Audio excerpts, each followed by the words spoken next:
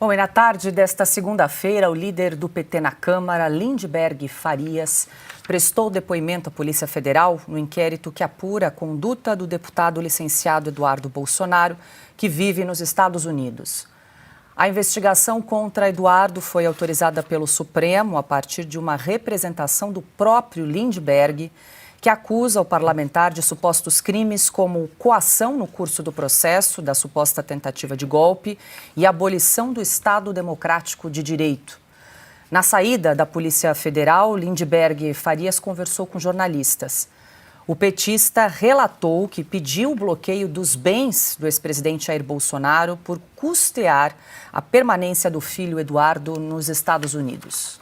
Então a gente pede o bloqueio imediato dos bens de Jair Bolsonaro. Isso aqui é uma medida cautelar que nós estamos pedindo ao Procurador-Geral da República nesse inquérito.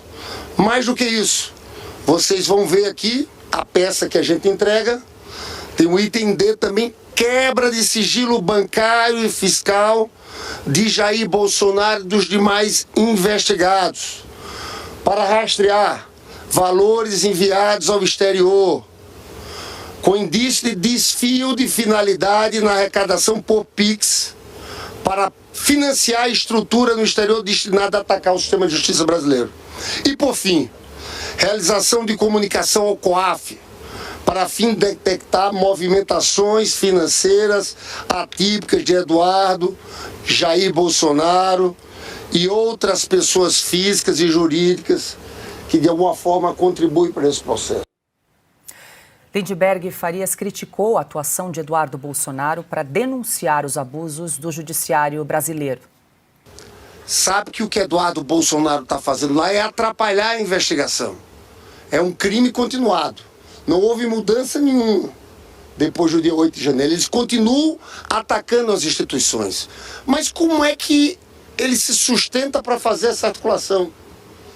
E foi uma declaração do próprio Jair Bolsonaro que disse e que falou da questão do PIX, teve uma arrecadação de 17 milhões, começaram uma outra, que é assim que mantém Eduardo Bolsonaro lá.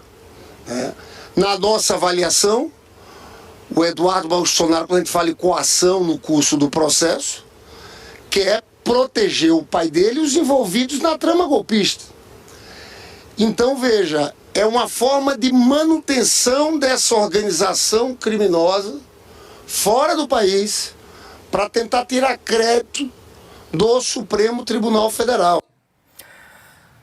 Bom, declaração fresquinha, saiu agora há pouco no final de tarde, Piotr, porque está todo mundo aqui em choque ainda, tentando digerir nos consensos, mas tudo bem, vamos lá. Porque o Lindbergh Farias prestou depoimento na Polícia Federal no final da tarde, aí depois conversou com os jornalistas. Eu tinha a impressão que estava falando com o diretor da Polícia Federal, ou com o Procurador-Geral da República, vai quebrar sigilo bancário, fiscal, enfim, vai cercear ali a defesa de Jair Bolsonaro e também do filho Eduardo Bolsonaro, que está nos Estados Unidos. Piotr, o que te pareceu aí essa declaração do Lindbergh? Paulo, ele começa falando em trama golpista. Bom, por aí já dá para entender onde é que ele quer chegar. Ele sustenta a tese da trama golpista. Vamos lá por pontos. Ele falou que o Jair Bolsonaro, o ex-presidente, sustenta o Eduardo com o dinheiro da conta recebida no PIX. Aquele dinheiro foi doado ao ex-presidente de forma voluntária pelas pessoas. Então o dinheiro é dele. Ele só tem que prestar esclarecimentos a quem fez a doação. E aí as pessoas doam ou não lá na frente. De novo, isso é um dinheiro dele, é privado. E outra, qual é o problema? Aí ele diz assim, tem alimentado a trama golpista. Tá, mas como alimentar a trama golpista? Os fatos que os americanos estão apurando em relação, por exemplo, a quebra da segurança interna deles, no caso do passaporte do Felipe Martins, que foi usado para incriminar o Felipe. O Felipe nunca entrou nos Estados Unidos, mas foi uma tentativa de dizer, olha, ele entrou e criaram lá uma cena com um passaporte que não existe. Por exemplo, você tentar caçar as liberdades de americanos ou de pessoas que têm cidadania ou reconhecimento americano nas redes sociais. Você dá uma ordem aqui para uma empresa americana cumprir lá. O que isso é desconhecido hoje das autoridades americanas. Todo e qualquer ato do governo brasileiro ou da justiça brasileira, especialmente do Supremo Tribunal Federal ou do TSE, que afronta os direitos humanos. O que disso tudo é desconhecido e que já não é público, por exemplo, ao governo americano e a quem quer que seja. Então, de onde ele está tirando tudo isso? A própria fala do Lindbergh é um negócio assim, né? É um negócio do século passado, né? Ele parece que não saiu daquela coisa de cara pintada, uma mentira também, né? Porque, poxa, eu não tinha eleição direta para a UNE, ele achava tudo bem ter eleição direta para presidente da República. Eu, como estudante, podia votar para presidente da República, mas não podia votar de forma direta para a eleição da UNE. Veja só de onde vem a cabeça ditatorial dessa gente, né? Mas vamos lá, de onde ele tira tudo isso? Mas a pergunta que eu queria fazer é: a Polícia Federal serviu um cafezinho, uma água para ele, pediu-se um casaquinho, alguma coisa para ele e tudo mais? Porque qual o sentido de ouvir o deputado? O deputado faz uma denúncia e tudo bem. Agora, essas coisas de deputados eram julgadas ali, é um debate político dentro do Congresso Nacional. A Polícia Federal chamou para si e agora vai levar a PGR, provavelmente numa nova investigação, um inquérito para uma possível denúncia. Bom, nada como antes, né? Tudo está se repetindo. Diga, Silvio. Não, é deprimente, né? O Brasil não precisava dessa cena, o Brasil não precisaria estar assistindo isso. O Lindbergh Farias, a gente costuma me referir a ele como o símbolo da juventude grisalha de esquerda, né? Ele parou no tempo, ele é um cara pintada, realmente parado lá na época do governo Collor, no diretório acadêmico das universidades que ele não terminou, dos cursos que ele não concluiu.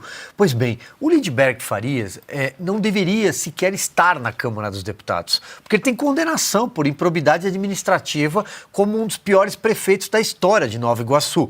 Ele deve, inclusive, se lembrar desse caso. Ele fez um acordo com o vereador da cidade e nomeou 11 familiares, parentes desse vereador em troca de não ter uma CPI, não ter de enfrentar uma CPI naquela época. O Lindbergh Farias está pendurado com uma canetada, uma única canetada de um desembargador. Só por isso que ele está lá na Câmara, porque ele tem problemas com a justiça. Ele tinha apelido na lista da Odebrecht. Ele e a senhora esposa, namorada, não sei qual o status do casal, Gleisi Hoffmann. Os dois têm apelido na lista de propina, de roubo. Portanto, esse é o melhor quadro que o PT tem a oferecer ao país e que agora extrapola e quer ser assistente de acusação do Procurador-Geral da República, que fala como se fosse auxiliar do delegado-geral da direção da Polícia Federal. Onde é que nós vamos parar? Porque o Lindbergh Farias está sendo ouvido pelo quê? Porque ele é um político, ou seja, ele está acusando alguém do outro lado do espectro político adversário. E onde é que se faz esse debate? Na tribuna. Esse debate tem que acontecer dentro do plenário da Câmara dos Deputados, com o deputado Eduardo Bolsonaro ou com qualquer outro parlamentar de direita. Ele não tem de tocar a campainha e ficar pendurado na barra da toga pedindo socorro para o judiciário, porque não consegue enfrentar o bom debate dentro do plenário. Se tem algo contra o deputado Eduardo Bolsonaro, vá ao Conselho de Ética, represente, vamos ver como a Câmara vai decidir, interna corporis, uma situação da Câmara. Parem de misturar os poderes. O artigo 2º da Constituição é muito claro. Nós temos poderes independentes. O Brasil não pode mais ter deputado tocando a campainha do Supremo toda hora, pedindo socorro para babá. Não pode mais. O Brasil precisa resolver os seus problemas dentro dos seus poderes. E problema legislativo se resolve dentro do legislativo. O que o deputado Lindbergh Farias está mostrando, mais uma vez, é que é um covarde.